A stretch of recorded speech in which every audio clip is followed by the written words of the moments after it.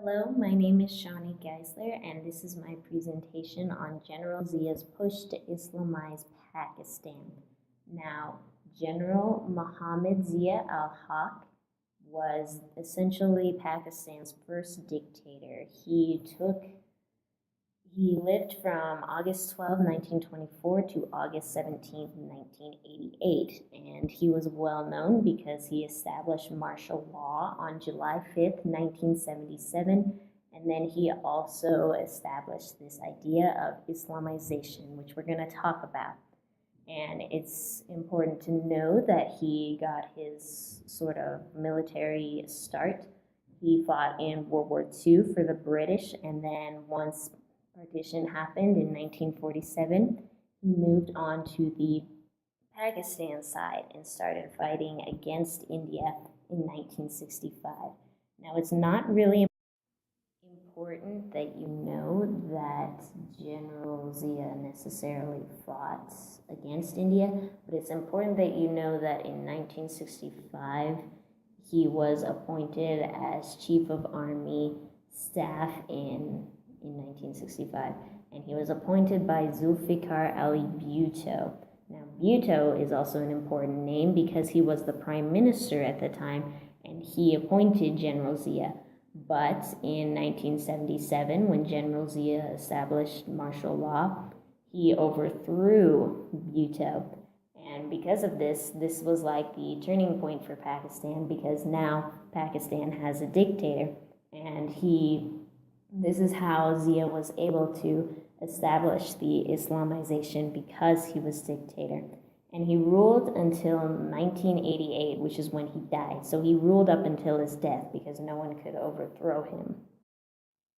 So the Islamization is also called Shariaization. And this is just the fancy term for saying that we're taking Islamic ideals and policies and we're putting them now into the government.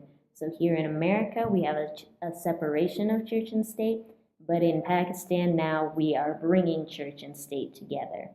And this brought about a lot of good things and a lot of not so good things. So the Zakat tax and the Ushur ordinance are basically taxes, and they're kind of socialistic policies. So the Zakat tax takes about 3,000 rupees from all of the Pakistani citizens' bank accounts annually, and then it also takes about 10% of the agriculture.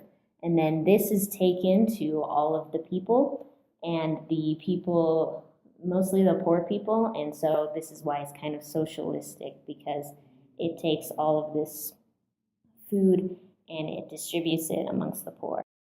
Now, a lot of changes were made to the education. So children had to start learning Arabic so that they could learn to read the Quran. They would learn Muslim and Islamic principles in their education system. And then certain higher education, like colleges, would require people to take courses in the Muslim faith or the Islamic faith for their major. The Sharia courts came about, and we'll talk about those in a second. Also, the media, women were required to cover themselves or wear headdresses on TV.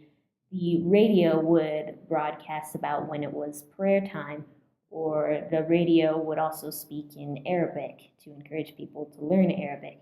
And the Hudud ordinance was basically the law stating that if you didn't abide by the Muslim rules, that you could be flogged or you could be sentenced to life in prison or even put to death. And so this was all headed by the Sharia courts.